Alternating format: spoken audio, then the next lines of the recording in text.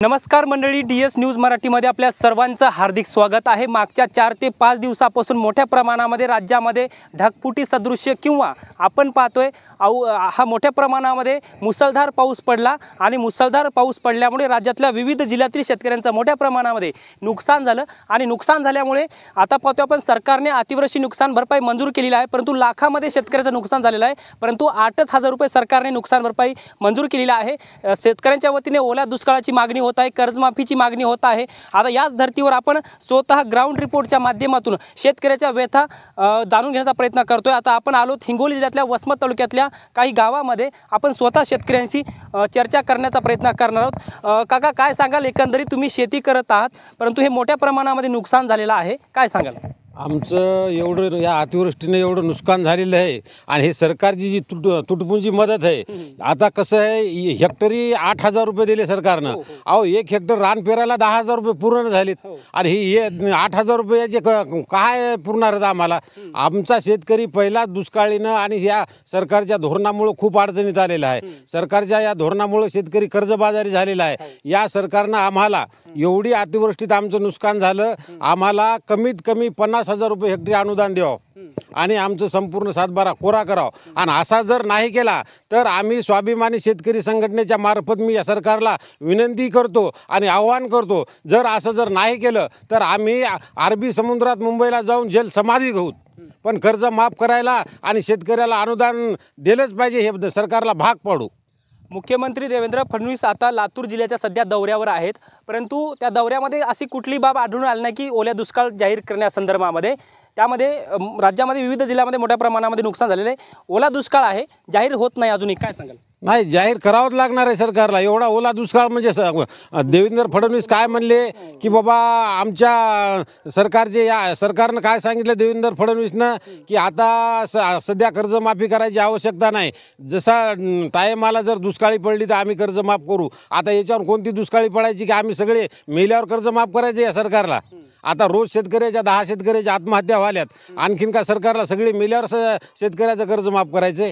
एवढं होऊन जर करीत नाहीत म्हणल्यावर करायलाच पाहिजेत, करायला भाग पाडणार आम्ही। बाबा, आता एवढं मोठं नुकसान झालेलं आहे, तुम्ही आतापर्यंत म्हातारे झाला, जवळपास 70 वर्ष झालं तुम्ही शेती करत आहेत। 70 वर्षामध्ये हे सगळ्यात जास्त नुकसान म्हणावं लागेल का? हो, नाही, जास्त आहे, सगळ्यात जास्त नुकसान। आता याच्यामध्ये आपण पाहतोय सरकारने एका गुंठ्याला 85 रुपयाची मदत केलेली आहे।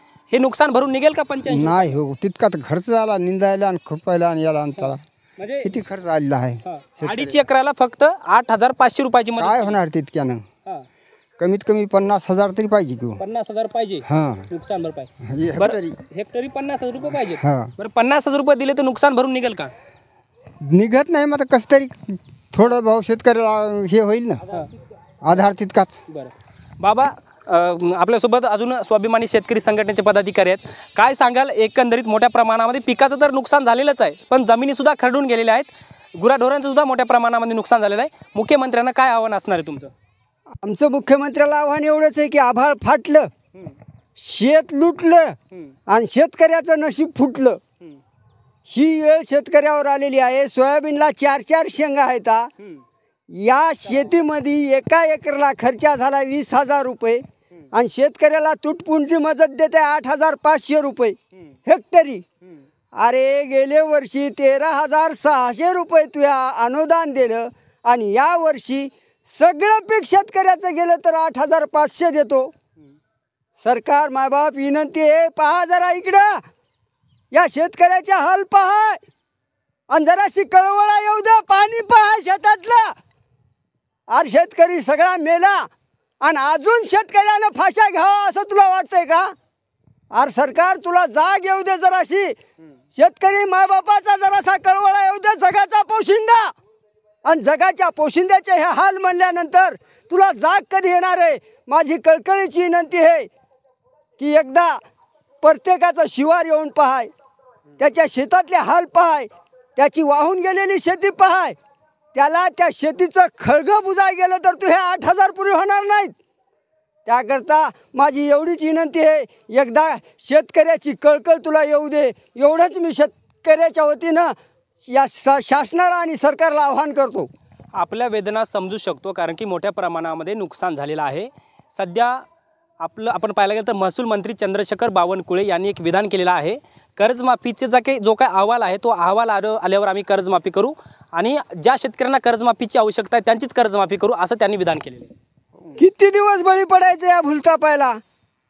मुख्यमंत्री साहेब म्हणले होते दुष्काळ पडेल तेव्हा सर्व शेतकऱ्याचं कर्ज मुक्त करू. आता कोण्या दुष्काळाची वाट पाहायची? शेतकऱ्यांना अजून फाशा घ्यावं याची वाट पाहायची का?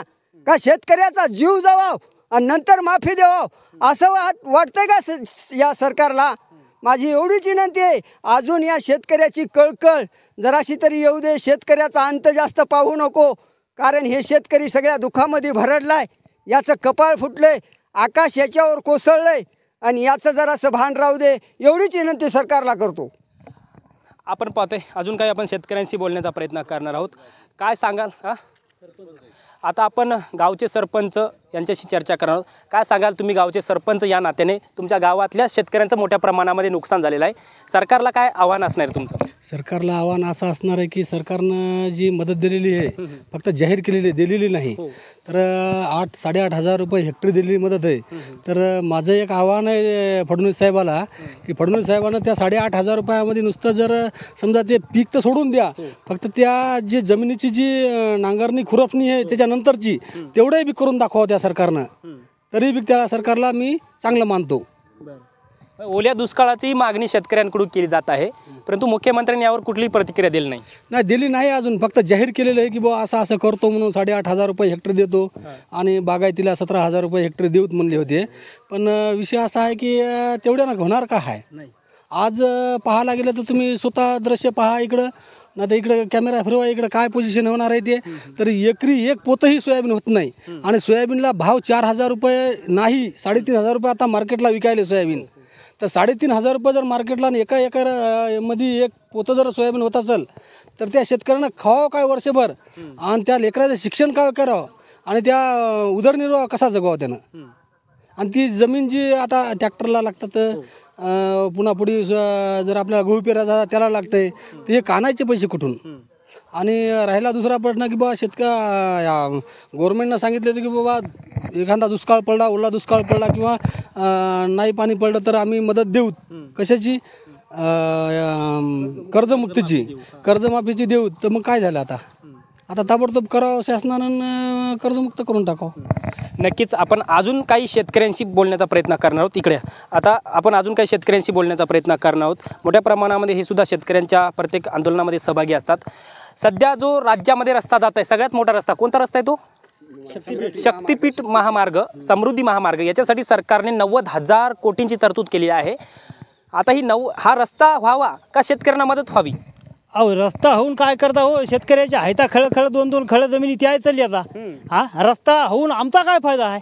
त्या लोकांचे वाहनं जातील. त्याच्यात शेतकऱ्याला काय लाभ आहे? अहो आहे ते बी आता हे चक चिबडून गेलंय अतिवृष्टीनं.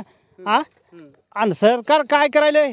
निव्वळ असणारी शेतकऱ्याची काय करायले? थटा करायले, थटा. 8,000 रुपयात काय होतंय हो? खताची बॅग केवढ्याला आहे? सोयाबीनची बॅग केवढ्याला आहे? फवारणी पेरणी यंत्र करायचं म्हणलं तर काय होतंय का काही? म्हणजे किती मिळायला पाहिजे मग? अहो आम्हाला तर वाटायला यानं काहीच देऊ नये, फक्त आमच्या घामाला असणारं मालाला असणारा हमी भाव देवा. मागच्या काळामध्ये सोयाबीन 8,000-9,000 रुपये क्विंटल होतं, आता सोयाबीन 3.5-4 विकायले. कापूस 10वर गेलता, कापूस 6वर आणून टेकिला त्यानं. आमच्या असणारं मालाला फक्त त्यानं हमी भाव देवा. आम्हाला भीक नको, त्याची कर्जमाफी नको आम्हाला. फक्त याच्या नुसत्या चॉकलेटी येतात. एक पठ्ठ्या फक्त जर मला होता मागं कोरोनाच्या काळामध्ये, कोण? उद्धव बाळासाहेब ठाकरे एका झटक्यात कर्ज माफ केलं बुवानं. याच्या नुसत्या फुसकांड्याच होता. इलेक्शनच्या तोंडाला कर्ज माफ करतो, असं करतो, तसं करतो. शेतकरी आशेवर जगायला. आणि प्रत्यक्ष कोण येऊन पाहिला शेतकऱ्याचे हाल काय आहेत आणि काय नाही ते?